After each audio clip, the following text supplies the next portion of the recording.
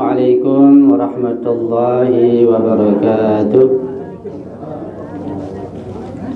Alhamdulillahi rabbil alamin, wal aqibatu li ahli taqwa wal yaqin, wala udwana illa ala zalimin. Ashhadu an la ilaha illallah wahdahu la syarika lah, wa ashhadu anna sayyidana wa nabiyyana Muhammadan abduhu wa rasuluh. Allahumma salli ala Fatimata wa abiha wa ba'liha wa baniha wa sirril mustawda'i fiha bi'adadi ma ahata bihi ilmuh. Rabbi shrah li sadri wa yassir li amri wahlul 'uqdatam min lisani yafqahu qawli, amma ba'du. Ikhwani wa akhwati, hadirin dan hadirat yang saya muliakan dan yang insyaallah senantiasa mendapatkan kehormatan dan kemuliaan dari Allah Subhanahu wa taala. Alhamdulillah wa syukrulillah. Mari kita senantiasa bersyukur kepada Allah Subhanahu wa taala atas berbagai karunia, anugerah dan nikmatnya serta taufik dan hidayahnya kepada kita semuanya, sehingga kita bisa bertemu kembali di majlis yang penuh berkah ini untuk melanjutkan kajian kita tentang hal-hal yang berkaitan dengan masalah ma'rifatullah atau masalah akidah yang saya ambil dari tafsir Al-Mizan karangan Sayyidina Al-Allamah Sayyid Muhammad Husain Al-Tabatabai. Dan juga kita bersyukur kita sudah masuk di bulan Rajab. Bulan Rajab bulan ampunan, bulan diobralnya dan diturunkannya rahmat Allah begitu banyaknya, dan sebagai suatu bulan muqaddimah memasuki bulan Sya'ban, bulan Sya'ban muqaddimah memasuki bulan suci Ramadan. Mudah-mudahan kita juga dalam keadaan sehat walafiat, tidak ada halangan apapun, kita juga bisa masuk ke bulan Sya'ban, kemudian bulan suci Ramadan dengan izin dan dengan taufik dari Allah Subhanahu wa taala. Amin ya rabbal alamin. Pada pertemuan yang kelima ini saya sedikit menyimpulkan tentang materi yang saya sampaikan pada pertemuan yang lalu. Kita sudah membicarakan tentang kandungan alhamdulillah, yaitu awal surat Al-Fatihah setelah bismillah. Seperti yang sudah saya jelaskan bahwa alhamdu menurut Sayyidina Al-Allamah adalah alhamdu ala ma qilahu wa sana'u ala jamilil ikhtiyari. Alhamdu itu adalah ucapan pujian kepada Allah karena Allah telah melakukan suatu perbuatan yang sangat indah dengan iradah dan ikhtiarnya yang bebas. Dan sudah saya sampaikan bahwa pujian itu bermacam-macam dan bertingkat-tingkat tergantung pada perbuatan dan pelakunya. Semakin tinggi nilai suatu perbuatan dan semakin tinggi kedudukan pelakunya, maka pujiannya juga semakin tinggi. Tinggi rendahnya sebuah pujian tergantung tinggi rendahnya pelakunya dan apa yang dilakukan. Ketika pelakunya Allah yang maha tinggi, maha sempurna, dan juga af'alnya, perbuatannya begitu agung dan mulia yang mengandung maslahat dan hikmah yang banyak buat kita, maka pujiannya pun sangat tinggi. Sehingga kita perlu untuk diajarkan cara memuji Allah, bukan dari kita sendiri. Nah, kita tidak paham bagaimana memuji Allah Subhanahu wa ta'ala. Jadi cara kita memuji Allah Subhanahu wa ta'ala itu harus dengan kata-kata dan kalimat yang Allah sendiri mengajarkan kepada kita. Karena kita tidak tahu bagaimana cara memuji Allah. Itu karena saking agungnya Allah, begitu tingginya kedudukan Allah, dan saking luasnya rahmat dan nikmat yang Allah berikan kepada kita semuanya. Sehingga kita memuji Allah, Allah mengajarkan pada kita. Seperti anak kecil ketika awal-awal belajar bicara itu, ketika bilang terima kasih saja diajarkan oleh ibunya. Cara berterima kasih anak kecil karena nggak paham, ibunya yang mengajarkan. agar berterima kasih. Nah, kita ini berterima kasih pada Allah. Allah mengajarkan pada kita. Nah, kita nggak tahu, kita nggak paham. Kemudian tentang makhluk Allah sudah saya singgung bahwa inna kullama huwa syai'un fahuwa makhlukun lillahi subhanahu wa ta'ala.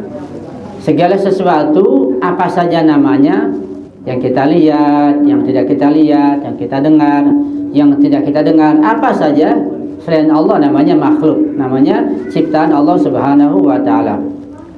Jadi segala sesuatu yang merupakan ciptaan Allah itu bagus dan indah. Ini sudah kita bahas. Tidak ada ciptaan Allah itu yang tidak indah, yang tidak bagus. Walaupun seperti seekor babi, seekor kera, seekor nyamuk, atau anjing, atau yang lainnya, kalajengking, atau apalah namanya, semua yang namanya ciptaan Allah itu indah dan bagus. Karena itu semua ciptaan Allah subhanahu wa ta'ala. Jadi karena segala sesuatu ciptaan Allah, maka semuanya indah dan bagus. Ini perlu kita memperbaiki pandangan kita, jangan sampai salah. Jadi semua ciptaan Allah itu adalah bagus dan indah. Dan semua yang bagus dan indah adalah ciptaan Allah subhanahu wa ta'ala. Dan tentu hal itu jika kita memandang dan menilainya secara umum. Jadi kita melihat seluruh penciptaan Allah itu saling memiliki hubungan satu sama lain. Artinya kita tidak melihat ciptanya itu secara parsial, secara mandiri. Kalau kita lihat, misalnya kita lihat babi, saya kita lihat tanpa yang lain, iya buruk. Kita lihat ular saja secara mandiri, bisa jadi buruk. Tapi melihat ciptaan Allah itu secara keseluruhan sebagai tatanan Allah yang maha luas, maka nanti akan kita pahami itu adalah indah semuanya, tidak ada yang buruk, karena saling berkaitan satu sama lain antara makhluk tersebut. Karena itu beliau Qudisasir mengatakan, fala khalqa illa wa huwa hasanun jamilun bi hasanihi, wala husna illa wa huwa makhlukun lahu mansubun ilaihi. Jadi tidak ada makhluk apapun melainkan dia itu baik dan indah dengan keindahan dari Allah, dan tidak ada kebagusan melainkan yaitu makhluk Allah yang dinisbatkan kepada Allah subhanahu wa ta'ala. Fa anba annahu lam yakhluq ma khalaqa biqahri qahirin wa la yaf'al ma fa'ala bi ijbarin min mujbirin bal khalaqahu an ilmin wa ikhtiyarin, kata beliau. Kata Sayyidina al-Allamah At-Tabatabai. Maka Allah mengabarkan bahwa Allah tidak menciptakan makhluk apapun dengan paksaan orang lain, dengan ide atau saran atau perintah dari makhluk yang lain. Allah tidak melakukan hal apapun dengan paksaan selainnya, orang yang memaksa. Tapi Allah menciptakan segala sesuatu, kata makhluk yang paling rendah, nyamuk misalnya, atau yang paling rendah lagi, itu semua dengan ilmunya Allah, dengan kekuasaannya Allah, dengan maha adil dan maha bijaknya, serta maha kaya Allah subhanahu wa ta'ala. Sehingga ketika kita meyakini Allah itu maha kuasa, mutlak kekuasaannya, Allah maha mengetahui, mutlak pengetahuannya, Allah maha adil, Allah maha bijaksana, Allah maha kaya, maka berarti apapun yang Allah ciptakan, sekalipun seekor nyamuk atau belatung atau apa saja, itu pasti ada hikmah yang sangat besar. Karena yang agung, yang mulia tidak mungkin diciptakan tanpa ada hikmah dan maslahat. Itu perlu kita pahami dengan baik. Fama min syai'in illa wa huwa fi'lun jamilun ikhtiyarun lahu, fahada min jihatil fi'li. Maka tidak ada sesuatu pun dari makhluk Allah berupa apapun, melainkan itu semua adalah fi'lun jamilun, ya, perbuatan yang indah dan bagus dari Allah dengan ikhtiarnya Allah, dengan iradanya Allah subhanahu wa ta'ala. Fahada min jihatil fi'li, dari sisi perbuatan, dari sisi afalnya Allah, dari sisi tindakannya Allah. Itu sudah kita bahas. Kita masuk ke pelajaran yang baru. Kita sudah membahas tentang af'al Allah, perbuatan Allah, ciptaan Allah, semuanya indah, semuanya bagus. Nah, sisi berikutnya kita akan membahas tentang asma'nya Allah, sifat-sifat Allah subhanahu wa ta'ala.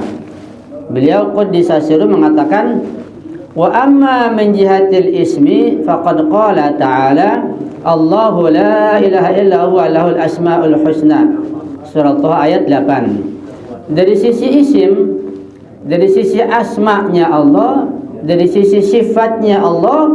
Allah berfirman, tiada Tuhan melainkan Dia, melainkan Allah. Kemudian lahul asmaul husna, Allah memiliki isim-isim, sifat-sifat yang bagus, yang indah. Jadi sebagaimana semua af'al Allah, semua tindakan dan perbuatan Allah itu indah dan bagus, maka semua isim, semua sifat Allah juga bagus, semuanya indah. Jadi tidak ada fi'il Allah, tidak ada perbuatan Allah, tidak ada sifat Allah, dan tidak ada asma Allah yang tidak indah.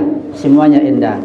Maqala ta'ala, walillahil asma'ul husna fad'uhu biha wa dzarul ladzina yulhiduna fi asma'i. Allah memiliki asma-asma, sifat-sifat yang husna, yang indah, yang bagus. Maka berdoalah dengan menggunakan asma-asma, sifat-sifat yang indah itu. Misalnya ya Rahman, ya Rahim, ya Malik, ya Jabbar, dan seterusnya. Kita gunakan asma Allah untuk berdoa kepadanya. Fad'uhu biha. Wa dzarul ladzina yulhiduna fi asma'i. Tinggalkan mereka yang mulhid, yang ilhad, yang tidak paham tentang asma Allah, berdoa dengan asma Allah. Nah, di sini kita mulai membahas di sini. Allah katakan di sini secara sekilas ada perintah dari Allah secara sekilas atau di balik ayat ini, bahwa kalau kita menggunakan asma Allah dalam berdoa, seperti ya Rahman, ya Rahmi, ya Rahim, atau asma yang manapun, kita harus paham dulu apa makna, arti, maksud asma tersebut. Jangan berdoa menggunakan ya Allah, ya Rahman, ya Rahim, ya Kudus, dia doa kumel, dia doa jasan kami, doa apapun, tapi kita nggak paham apa makna asma itu, apa tafsirannya, apa maksudnya. Nah, nanti nggak bisa dibedakan antara orang berdoa hatinya musyrik dengan muwahhid, nggak ada bedanya. Jadi mereknya doang bermadzhab Ahlul Bait, mereknya bermadzhab Syi'imamiyah, mengaku mengikut Imam Ali. Ketika berdoa nggak paham, ya lisannya benar, ya wajihan indallah, bertawassul kepada Imam Ma'sum, tapi hatinya mengandung kemusyrikan. Itu nggak mustahil, tidak mustahil, dan bisa terjadi ketika kita sebagai Ahlul Bait tidak belajar asma Allah dengan baik, asma imam dengan baik, berdoa dengan mereka, bertawassul dengan mereka, hati kita masih berbau musyrik. Harus belajar. Wa dzarul ladzina yulhiduna fi asma'. Jangan lahan, jangan pelok, jangan tidak paham kalau berdoa dengan asma Allah, harus paham. Surat Al-A'raf ayat 180. Jadi sekali jangan hanya merek saja Ahlul Bait, akidahnya nggak pernah belajar, fikihnya di mana, akhlaknya di mana, mereknya doang. Kalau mereknya doang, ya mereknya yang masuk surga nanti. Ketika Islam KTP masuk surga, orangnya nggak masuk surga, begitu. Harus hati-hati. Fahuwa ta'ala jamilun fi asma'ih wa jamilun fi af'alih wa kullu jamilin minhu. Jadi Allah Subhanahu wa ta'ala itu jamil. Allah jamilun yuhibbul jamal. Allah indah, suka kepada indahan. Allah jamil, Allah bagus, Allah indah. Baik dalam asma'nya, dalam sifat-sifatnya, juga jamil, indah, bagus dalam af'al dan perbuatannya. Wa kullu jamilin minhu. Semua yang indah datang dari Allah Subhanahu wa ta'ala, dan yang datang dari Allah semuanya indah, begitu. Faqad bana annahu ta'ala mahmudun ala jamili asma'ihi wa mahmudun ala jamili af'alihi. Maka jelaslah bahwa Allah itu kita puji, Allah dipuji. Kita ucapkan alhamdulillah, kita tujukan pada Allah, kita memuji Allah ala jamili asma'ihi, karena asma-asmanya, sifat-sifatnya yang indah dan bagus. Wa mahmudun ala jamili af'alihi. Juga kita mengucapkan alhamdulillah, kita memuji Allah karena semua af'alnya Allah, semua perbuatan dan tindak Allah itu bagus dan indah. Tidak ada yang tidak indah. Wa annahuma min hamdin yahmadu hamidun li amrin mahmudin illa kana lillahi subhanahu wa haqiqatun. Dan segala apapun, segala sesuatu yang berupa pujian-pujian yang disampaikan oleh hamba yang memuji, karena sesuatu perkara yang terpuji itu tiada lain melainkan Allah memiliki pujian itu secara hakiki, secara sebenarnya, secara sejati. Karena itu Ketika kita memuji apapun, apa yang kita puji? Kita puji makanan ini enak misalnya. Kita puji kita punya mobil, gedung yang bagus. Antum puji istri yang cantik, antum puji setinggi langit. Ibu punya suami yang sangat ganteng, ya kaya raya, dipuji langit. Pujian apapun, setinggi apapun, dengan ungkapan apapun, ingat itu harus dibawa kedudukan dan derajat Allah Subhanahu wa taala. Ketika kita memuji, kita ingat Allah Subhanahu wa taala. Jangan lupa. Bahwa kalau kita lupa nanti sudah berbau kemusyrikan. Itu berbahaya. Jadi muwahhid yang betul-betul muwahhid, sedetik pun enggak lepas dari Allah. Ketika sedetik lepas dari Allah, ya musyriknya segitu. Kalau betul dimaafin insyaallah. Ketika antum kagum melihat pemandangan yang indah, melihat lautan, melihat taman, melihat istri yang cantik, melihat suami yang cantik, melihat apapun kagum, indah, memuji luar biasa. Ketika memuji lupa menyingkirkan keindahan Allah. Nah, di situ ada berbau kemusyrikan. Berarti muwahhid atau tauhidnya belum murni. Memang berat, harus belajar. Jadi Allah selalu bersama kita. Ya, kita jangan meninggalkan. Apapun semuanya di bawah Allah. Semuanya dengan izin Allah. Semua tindakan Allah Subhanahu wa taala. Kita ingat bahwa semua afal Allah, semua asma Allah indah, bagus, dan selainnya datang dari Allah Subhanahu wa taala. Li'anna al-jamil alladhi yata'allaqu bihi alhamdu minhu subhanahu falillahi subhanahu wa ta'ala jinsul hamdi wa lahu subhanahu kullu hamdin. Lebih tegas beliau mengatakan bahwa karena keindahan, kebagusan yang berhubungan dengan pujian kepada Allah itu semua berdasarkan atau datangnya dari Allah Subhanahu wa taala. Karena itu Allah Subhanahu wa taala memiliki semua jenis pujian. Allah Maha Suci dari segala sesuatu. Walahu subhanahu kullu hamdin, semua pujian ya milik Allah dan dari Allah. Wa annahu subhanahu fi hadhihi surati yulaqinu 'abdahu hamda nafsihi wa ma yanbaghi ay yata'addab bil 'abdu 'inda nasbi nafsihi fi maqamil 'ubudiyyah. Kemudian mu'allif mengatakan bahwa Allah Subhanahu wa taala di dalam surat ini, surat Al-Fatihah, setelah bismillah alhamdu. Ketika kita baca alhamdu, itu artinya Allah mengajarkan pada kita bagaimana kita caranya memuji Allah. Jadi kalau kita membaca alhamdulillahirabbil alamin, jangan lupa berarti kita sedang berdialog pada Allah. Di sini Allah sedang mengajarkan pada kita memuji Allah. Kalau kita sudah ingat bahwa ini adalah ajaran dari Allah, nah, maka ketika kita baca alhamdu, kita betul-betul memuji Allah ya dengan dasar perintah Allah, dengan dasar itu ajaran dari Allah Subhanahu wa taala. Sebagaimana Allah juga memuji dirinya, dan pujian sebagaimana yang baik. Dan begitulah seorang hamba diajarkan bagaimana bersopan santun, beradab kepada Allah inda nasbi nafsihi fi maqamil ubudiyah, ketika meletakkan dirinya pada makam ubudiyah. Ya, ada ibadah, ada ubudiyah. Kalau ibadah itu ya kayak sholat ibadah, wudu ibadah, haji ibadah, baca doa ibadah, itu ibadah. Ya, ibadah itu ada yang dilakukan kelihatan, ada yang dibaca, namanya ibadah. Sedekah ibadah kelihatan, dan banyak macam-macam ibadah. Ya. Orang yang beribadah belum tentu dia berada pada makam ubudiyah, belum tentu. Bab ubudiyah adalah makam kedudukan, dan makam ubudiyah tidak mesti bisa diketahui dengan sholat, dengan puasa, dengan wudu. Enggak, makam ubudiyah itu di hati, makam penghambaan.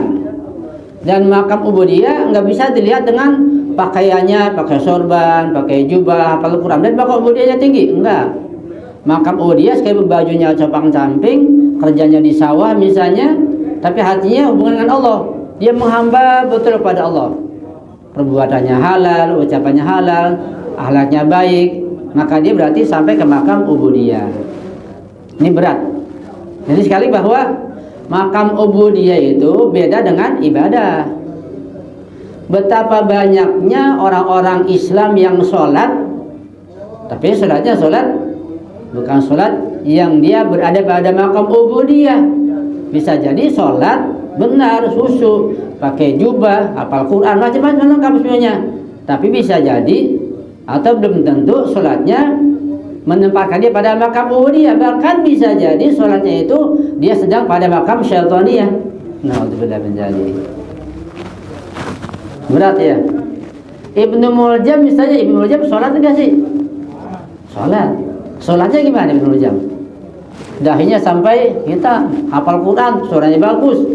Pujiannya pada Imam Malik luar biasa, karena dia pandai bersyair, luar biasa ilmunya. Dari 100 orang yang diminta untuk nyumpah Imam Malik dari Yaman, dipilih-pilih sampai 10 orang, dia di antaranya. Tapi itulah Ibnu Muljam. Ibadahnya ibadah lahiriah, tapi tidak menempatkan dia ke makam ubudiyah, penghambaan kepada Allah, tapi berada pada makam syaitaniyah. Ya ke neraka. Salatnya, puasanya, sedekahnya, kemudian wilayahnya semua nggak ada artinya. Kayak iblis ibaratnya, iblis nggak ibadah. Nah, kita kalah sama ibadah iblis. Karena ibadah iblis itu dia sampai menyampaikan dia ke makam malaikat. Malaikat kalah sampai menjadi gurunya orang malaikat. Iblis itu luar biasa. Iblis digolongkan sebagai bangsa malaikat karena ibadahnya di masa itu. Ketika satu saja perintah yang dilaksanakan, jatuh dari makam ubudiyah ya ke makam iblis, jatuh ya ke neraka. Aba wastakbar, dia menolak dan sombong, congkak, sombong, maka dia wa kana minal kafirin, masuk ke neraka. Ya, jadi congkak, sombong itu maknanya adalah tidak menerima perintah, tidak menerima kebenaran. Satu saja kebenaran dan perintah yang ditolak seperti iblis. Kita pun begitu, kita satu saja fatwa marja kita tolak terang-terangan, sudah tahu ya sama dengan iblis, nggak ada bedanya, dan nggak terasa, ya nggak kelihatan. Bukan berarti setelah menolak fatwa misalnya langsung hitam mukanya, ya nggak kelihatan. Ya kalau pakai bedaknya rajin tetap saja bersinar mukanya, begitu. Itu berat, ya. Jadi makam ubudiyah itu berat. Kita mencapai makam ini dengan kebersihan hati dan betul-betul memahami masalah-masalah ma'rifatullah. Wa huwa alladhi yu'ayyidu qawlu alhamdulillah. Ini yang ditopang oleh firman Allah alhamdulillah, ya. Jadi singkatnya kita memuji Allah karena kita enggak tahu bagaimana cara memuji Allah, saking tingginya Allah, saking besar nikmat dan luas rahmatnya, maka Allah mengajarkan kepada kita bagaimana kita memuji Allah. Ucapkan alhamdulillah. Wa dzalika anna alhamdulillah tausifun. Itu karena alhamdulillah tausif, ya, pensifatan. Kita mensifati Allah. Ucapan alhamdulillah dari kita mensifati Allah. Wa qad najjaha subhanahu wa nafsuhu an wasfil wasifin min ibadihi haitsu qala. Dan Allah telah mensucikan dirinya dari sifat-sifat yang disampaikan oleh orang-orang yang tidak paham dari hamba-hambanya. Haitsu qala, Allah berfirman, subhanallahi amma yasifun illa ibadallahil mukhlasin. Maha suci Allah dari segala sifat-sifat yang disifati oleh hamba-hambanya, kecuali hamba-hamba yang mukhlasin. Ini juga berat juga ini. Berat buat saya pribadi. Surat As-Saffat ayat 160. Jadi begini, sekalipun kita atau kebanyakan manusia dan kaum muslimin memuji Allah, betapa banyaknya pujian kita itu, pujian kaum muslimin belum sampai ke derajat pujian mukhlasin, illa ibadallahil mukhlasin. Berarti kalau pujian kita kepada Allah belum sampai ke tingkatan derajat mukhlasin, pujian kita masih ada campur kotoran, pujiannya enggak murni, ya, pujian bisa jadi dusta. Kita puji Allah, Allah Maha Kuasa, Allah Maha Tahu. Nggak usah banyak-banyak lah, Allah Maha Tahu saja, kita satu saja. Kita puji Allah, Allah Maha Tahu. Kita puji alhamdulillah. Lah kalau Allah Maha Tahu, Allah tahu kita nggak maksiat, ya nggak? Kita puji Allah, Allah Maha Tahu, Allah Maha Kuasa, Allah Maha Kaya. Tapi kita maksiat. Kita masih mengharapkan orang lain dalam masalah kekayaan. Ya, kita masih memiliki kekuasaan, kebesaran makhluknya. Berarti pujian kita pada Allah itu masih belum murni. Berarti Allah memurnikan dari pujian kita itu. Kita belum sampai ke derajat mukhlasin.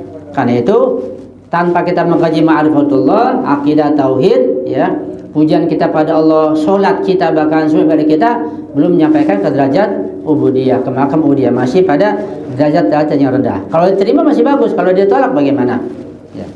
Wa amma ghairu hadhil mawarid fa huwa ta'ala wa in haka alhamda an katsirin min khalqi bal an jamihim qaqli ta'ala wal malaikatu yusabbihuna bihamdi rabbihim asy-syura ayat 5 wa qaluhu yusabbihu ar-ra'd bihamdihi ar-ra'd ayat 13 wa qaluhu wa in min syai'in illa yusabbihu hamdi al-surah ayat 44 illa annahu subhanahu syafa alhamda fi jamiha bitasbih. Ini lebih dalam ya. Al-Ulama mengatakan bahwa adapun pujian-pujian selain para nabi, selain para ma'sumin, selain para Eropa, selain orang yang mukhlasin, para Eropa, ya, para imam ma'sum, para nabi. Pujian selain mereka, kata Allah di sini, itu pujiannya disertakan dengan tasbih, ya. Kata Allah, wal malaikatu, para malaikat, yusabbihuna, bertasbih, bihamdi rabbihim, dengan memuji Tuhan mereka.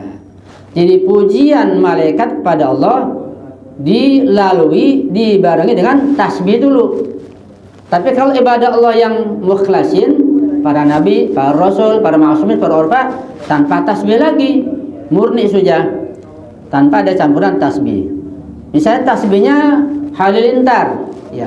Wa yusabbihur ra'du, halilintar itu ketika berguru menggelegar, itu bertasbih kepada Allah, bihamdi, dengan memuji Allah, ya.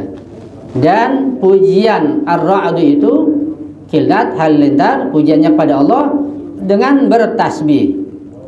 Bahkan wa in min syai'in, tidak ada suatu pun, berarti apapun selain Allah, segala sesuatu apa saja, illa yusabbihu bihamdi, semuanya bertasbih kepada Allah Subhanahu wa taala, memujinya. Apa saja? Apa saja apa? Ya semuanya, mau jam tangan, mau cincin, mau meja, mau baju, mau ini, semuanya ini tidak ada yang tidak bertasbih, semuanya bertasbih. Bahkan kata alamat, tasbihnya hakiki, bukan majazi. Jadi ada bahasa mereka, ada pujian mereka kepada Allah, cuma kita nggak paham. Walakin la tafqahuna tasbihahum, semua memuji. Ya, kata Imam Khomeini, kata Syekh Bejat, kalau kalian paham tasbih mereka, ini semua tema-tema mungkin ramai, sangat indah tasbih mereka, cuma kita nggak paham. Sehingga kata Syekh Bejat, kata Imam Khomeini, pada orang mengatakan, kalau kalian tahu betapa indahnya, betapa nikmatnya sholat, maka kalian tidak akan bangun dari tempat sholat sedikit pun, karena sholat itu indah.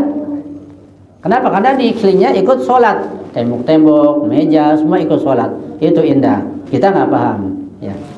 Jadi semuanya bertasbih pada Allah dengan puji Allah. Antara pujian dengan tasbih bercampur. Kalau selain para Eropa, selain orang yang mukhlasin. Nah, di sini dikatakan illa annahu subhanahu syafa'al hamda fi jami'a bitasbih. Semuanya itu semua makhluk selain mukhlasin, selain para aulia Allah, para Eropa, ketika memuji Allah ada tasbihnya.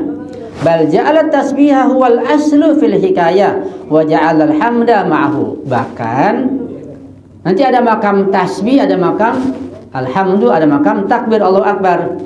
Pembahasan irfan. Bahkan Allah menjadikan tasbih itu yang asal pada dasarnya dan menjadikan alhamdu bersama tasbih. Itu bedanya antara hamdu kita dengan alhamdulillah para Eropa, sangat jauh sekali. Bahkan kalau alhamdulillah kita, tasbih kita masih bisa jadi masih berbau kemusyrikan. Ya, naudzubillahi min dzalik, perlu kita belajar.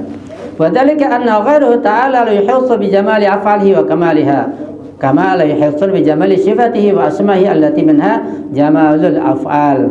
Karena selain Allah Subhanahu wa taala tidak akan bisa menghimpun, meliputi, yang menguasai afal Allah dan kesempurnaannya. Ya, bagaimana tidak mungkin menghimpun atau meliputi semua keindahan sifat-sifat dan asma Allah Subhanahu wa taala dengan semua perbuatan Allah yang indah. Jadi seberapapun usaha dan ikhtiar kita untuk mencapai pujian yang indah, yang benar, yang hakiki, karena afal Allah, karena asma Allah, kita tidak akan bisa mencapainya. Kita tidak akan sampai. Ya. Kadang pujian kita kepada anak, pada murid, pada orang itu sesuai. Terkadang berlebihan, kadang kurang. Ya. Itu masih bagus kalau sesuai. Ya. Kalau kurang baik. Kalau berlebihan pun nggak baik juga. Tapi pujian kita kepada Allah, ya nggak ada apa-apanya. Bukan saja pujian kita kepada Allah itu tidak sampai ke derajat yang dituntut, bahkan bisa jadi pujian kita malah salah, karena kita masih mengandung kemusyrikan, mengandung kotoran hati kita. Wala yuhitsu bihi ilma. fama wasafuhu bihi faqad ahata bihi wa sara mahdudan bi hududihim muqaddaran biqadri nailihi minhu fala yastaqimu ma asna'u bihi min sana'in la min ba'di ay yunazzihu wa yusabbihuhu an ma hadduhu wa qaddaruhu bi afamihim. Singkatnya bahwa pujian-pujian yang kita sampaikan pada Allah itu bisa jadi malah membatasi Allah. Allah tidak terbatas. Allah Maha Mutlak, Maha Kuasa, mutlak kekuasaannya. Maha Mengetahui, mutlak pengetahuannya, enggak ada yang batasi. Maha Kaya, Maha segala-galanya. Tapi terkadang pujian kita malah membatasi kemutlakan sifat Allah itu, ilmunya, kekuasaannya, kekayaannya, dan lain sebagainya. Karena kita ini tidak paham tentang ma'rifat, tentang akidah. Jadi kita memuji Allah juga harus hati-hati. Jangan lisan kita memuji Allah, hati kita belum sampai, ya itu malah membahayakan akidah kita dan juga keimanan kita. Harus belajar, harus belajar, harus belajar. Sejuta kali harus belajar, belajar dan belajar, insya Allah. Supaya kita betul-betul mensucikan Allah, mentasbih Allah betul-betul sesuai dengan yang Allah minta. Jangan lisan kita bertasbih, hati kita masih musyrik kepada Allah. Na'udzubillah min dzalik.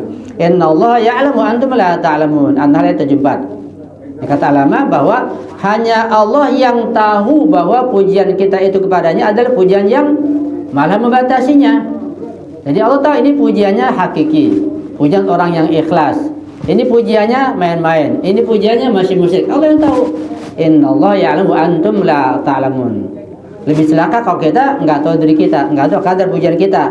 Kita masih dalam keadaan lumpur kemusyrikan, kita memuji Allah dengan kotoran yang ada pada kita. Di pujian kita kepada Allah Subhanahu wa taala itu harus bertasbih dulu. Ya.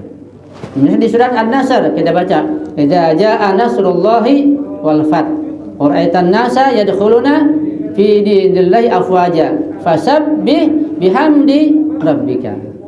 Buat kita tasbih dulu, kita syukur Allah dulu dengan mempelajari sifat-sifatnya, asma'nya, ya. Ada sifat zatiyah, ada sifat fi'liyah, ada sifat subutiyah, ada sifat yang lain kita pelajari dulu.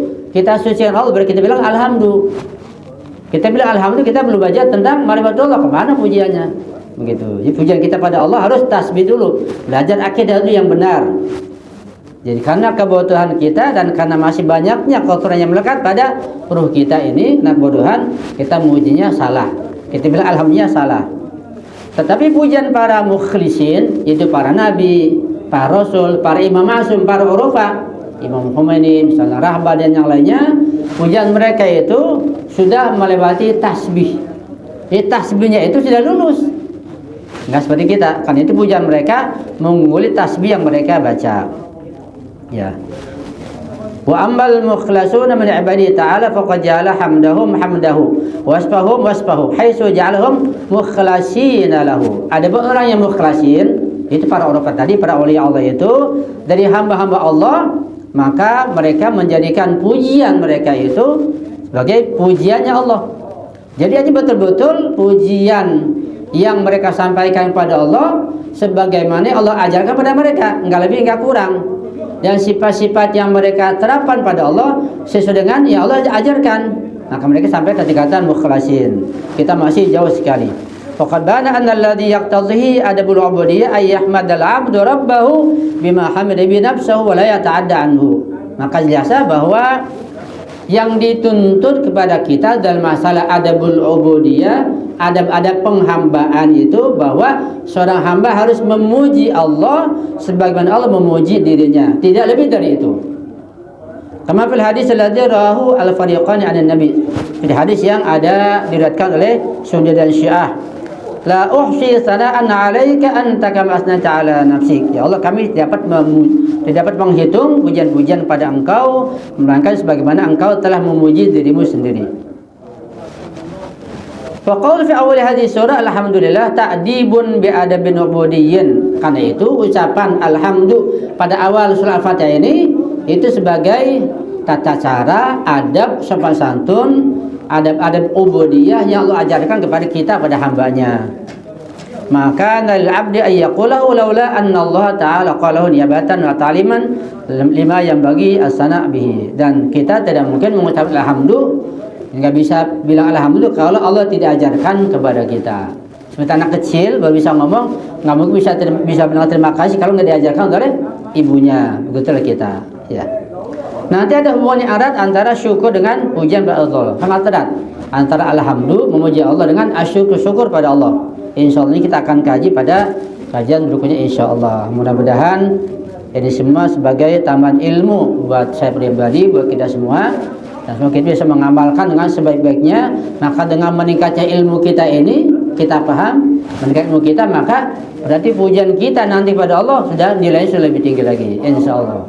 Paham dengan baik insya Allah, camkan baik-baik dan kita pegang betul-betul sehingga makam ubudiyah pada Allah lebih meningkat dengan belajar seperti ini. Ini pelajaran sangat-sangat penting ya, yang sulit antum dapat di tempat yang lain karena berkaitan masalah ma'rifatullah yang kita gali dari kitab Tafsir Al-Mizan cukup berat. Insya Allah kita akan kaji berikutnya hubungan antara alhamdulillah dengan asyukur dari kitab Jami'us Sa'adat akan dibahas sangat dalam insyaallah. Mudah-mudahan kita bisa panjang umur, panjang usia, sehat badan, kita bisa jumpa lagi di tempat yang lebih insyaallah ya rabbal alamin. Dan saya mohon maaf, saya akhiri wa afaminkum. Assalamualaikum warahmatullahi wabarakatuh. Ini pertanyaannya cukup berat ya, dan saya pun tidak paham dengan secara mendalam. Tapi globalnya begini. Kalau kita baca hadis-hadis Nabi, baik di hadis ahli sunnah maupun syiah, misalnya satu contoh yang gampang, saya sederhanakan bahasanya. Satu contoh, bahwa makhluk Allah seperti masjid itu, masjid kan makhluk Allah. Masjid itu bukan saja berzikir, bahkan menjadi saksi nanti di hari kiamat. Masjid akan jadi saksi di hari kiamat. Hadisnya di sini ada dan kuat. Bahkan para ulama menyampaikan hadis itu. Masjid menjadi saksi di hari kiamat. Nah, kalau saksi, ketika antum menjadi saksi suatu peristiwa, kapan nanti? Nanti sidangnya misalnya berapa bulan lagi? Berarti antum harus membeli berapa kriteria. Pertama, antum melihat betul peristiwa itu sehingga jadi saksi. Kalau katanya nggak bisa jadi saksi, lihat betul, paham betul. Satu. Kedua, antum punya ingatan yang kuat. Kedua, jangan sampai menjadi saksi melihat sekarang, nanti besok lupa, nggak bisa jadi saksi. Sejak melihat peristiwa itu sampai nanti di pengadilan, di persidangan, antum harus kuat ingatan, hafal betul. Kedua, ketiga, antum tahan rahasia, jangan disebarkan orang lain. Selama belum disidang, baru antum buka di situ. Paling nggak tiga itu. Ketika masjid jadi saksi, berarti masjid punya ilmu pengetahuan, masjid punya ingatan yang kuat, ya. Dan masjid nahan rahasia. Masjid tahu siapa yang sholat munafika, atau yang sholat itu orang beriman, atau yang ahlul bait, yang macam-macam, tahu semua masjid. Itu masjid, ya. Contoh saja ya, masjid seperti itu. Ini masjid yang baik, masjid yang soleh, ya. Dia bertasbih, bahkan jadi saksi. Tapi ada masjid-masjid yang tidak soleh, masjid yang diror, masjid diror. Masjid diror pada masa Rasulullah dibangun di satu tempat oleh kaum munafikin. Mereka bangun masjid. Siapa yang bangun? Kaum munafikin. Apa tujuannya? Tujuannya untuk mengadu domba antara sahabat Nabi, antara Rasulullah yang lain. Nabi dulu untuk sholat di sana, Nabi nggak tahu. Kemudian turun wahyu dari Allah kepada Rasulullah bahwa mereka membangun masjid diror, jangan sholat di sana. Apa perintahnya? Hancurkan masjid itu. Maka Nabi datang membakar masjid sampai hancur. Masjid kalau dibakar, dihancurkan, masjid diror. Begitu, paham ya? Nah, jadi yang indah itu, yang bagus jadi saksi, yang tidak diror, yang soleh. Semua yang soleh, yang diror ya masuk neraka, ya berbahaya. Hatta masjid pun kalau diror membahayakan, yang dibakar munafik ya dibakar. Jadi ada masjid diror, ada Husainiyah diror, ada musola diror, ada apalagi rumah diror, ada majlis salim diror, ada yayasan diror. Semuanya ada dirornya, ada mobil, apalagi rumah, pakaian, semua ada dirornya. Itu beda, itu tidak bertasbih, itu pengecualian ya. Tidak, karena dia sudah diror. Batu misalnya, batu akik Yamani dengan batu koral kata sama enggak? Ya enggak. Kalau sama buat apa disuruh pakai akik Yamani buat sholat, buat doa? Pakai akik Yamani kata Rasulullah menambah terkabulnya doa. Saya pakai akik Yamani. Akik Yamani untuk sholat bisa ditambahkan pahalanya. Ya, bahkan sholat 2 rakaat tanpa berjamaah masih lebih afdol pakai akik Yamani dengan sholat berjamaah tanpa akik Yamani. Begitu. Akik Yamani kita pakai batu biasa, sholat akik Yamani yang enggak ada nilainya. Bahkan batu itu ada ahli neraka. Ya. Bahkan batu ada yang meluncur karena takut Allah. Wa inna minna lama yahbitu min khasyiatillah. Batu ada yang meluncur karena khasyah pada Allah, takut pada Allah. Batu bertakwa. Tapi ada batu yang masuk neraka. Allah katakan waquduhan nas wal hijarah. Bahan bakar api neraka adalah manusia, musyrikin, munafikin. Ya, dan juga batu-batu. Ini pembahasan lebih dalam lagi. Cuma kita nggak paham. Tapi kita yakini bahwa ya, tembok di sini semua di sini adalah yang soleh-soleh, yang juga bertasbih dan indah suaranya. Cuma kitanya juga nggak paham. Itu globalnya begitu. Jelas ya, Insya Allah. Ya. Nah, kira-kira secara praktek saja Ustaz, tolong bimbing saya. Kira-kira amalan-amalan apa yang dapat saya amalkan sehingga mampu mencapai derajat yang tidak mampu digoda oleh saya. Ustaz. Iya. Pertanyaan singkat sekali tapi jawabannya perlu panjang lebar. Secara singkat, untuk mencapai ke makam itu harus belajar ma'rifatullah dengan sebenar-benarnya. Ma'rifatullah dari tauhid, apalagi keadilan ilahi, nubuwah, imamah, ma'ad harus dipelajari dengan tuntas dan lulus begitu. Fikihnya juga, fikih ibadah, fikih muamalah dipelajari, akhlaknya juga dipelajari. Dan dipelajari setelah paham diamalkan. Nah, pada tataran pengamalan memang sangat berat, terutama pengamalan fikih ini dan sangat berat. Nah, ketika dipelajari dengan ikhlas, dengan pemahaman yang benar, kemudian dijuangkan pada pengamalan, nanti akan meningkat ke derajat mukhlasin tentunya. Tapi tangganya itu, tangganya belajar dan belajar siang malam terus menerus. Nah, kita kajian ma'rifatullah saja masih sangat jauh akidah kita, gimana dengan yang lainnya?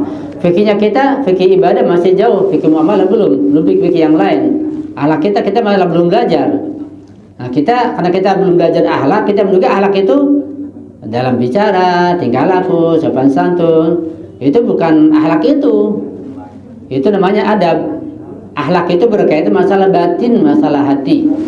Yang kalau kita belajar dengan sesungguhnya masih mungkin satu sifat baik saja kita masih belum sampai, atau mungkin satu sifat buruk saja kita bisa menghindari. Kita belajar dengan sesungguhnya karena sangat dalam. Contohnya hasud, iri hati. Apakah kita tanya diri kita, apakah diri kita sudah selamat dari hasud? Belum. Kalau kita selamat dan bersih dari hasud, kita sehat, kita bahagia, kita enggak ada rasa kedongkolan, kekesalan, iri hati dalam diri kita kepada yang lain. Ya, kita enggak pernah protes bukan pada tempatnya pada orang lain. Nah, kita masih ada sifat hasud sekecil apapun pada diri kita. Ya, buktinya kita belum belajar akhlak. Mana mungkin orang yang belum belajar akhlak dengan baik selamat dari sifat hasud? Masih jauh tentunya. Jadi tangganya itu kita belajar akidah yang benar, fikihnya, akhlaknya, kemudian kita praktekkan, kita amalkan, kemudian itu semua akan menaikkan derajat kita ke makam orang-orang yang ikhlas, ke mukhlasin, insyaallah. Itu mungkin keluarnya begitu. Iya. Terima bulan-bulan apa yang kau takdirkan padaku. Boleh nggak itu sebagai sarana saya untuk menuju keikhlasan Ustaz? Iya. Tentu saja ucapan seperti itu dibolehkan dan bagus. Tetapi ucapan seseorang itu sejauh mana pengetahuannya, akidahnya dan keyakinannya kepada Allah. Itu yang paling penting, sejauh mana pengetahuannya, ma'rifatnya, kemudian juga imannya, keyakinannya kepada Allah. Sejauh itu keyakinannya, imannya pada Allah, maka sejauh itu pula apa yang dia ucapkan. Ketika mengucapkan seperti itu sangat bagus, baik, tapi juga koreksi sejauh mana iman antum, keyakinan antum, hubungan antum kepada Allah. Maka sejauh itu nilai ucapan antum di sisi Allah Subhanahu wa taala. Kalau tidak, nanti ucapan antum yang antum kira sudah total ikhlas pasrah, katanya itu dianggap palsu oleh Allah. Karena enggak belajar, ya bisa jadi begitu. Ya. Contohnya banyak orang yang kandas. Kayak tadi Ibnu Muljam kurang apa? Iblis itu kurang apa? Ada ulama Barseso yang doanya sangat kabul. Banyak contoh yang lain yang hanya kandas, tidak ada nilainya. Padahal iblis sudah cukup. Nah, kita bisa seperti itu harus didasar dengan pengetahuan, keimanan, keyakinan yang sudah cukup insyaallah. Dan itu cukup bagus insyaallah. Ya. Jadi jangan berhenti di situ, terus tingkatkan terus sehingga akan meningkat nilai kedudukan apa yang antum ucapkan insyaallah. Ya, mungkin tidak ada lagi. Mohon maaf, mudah selalu saya akhiri. Wassalamualaikum warahmatullahi wabarakatuh. Waalaikumsalam.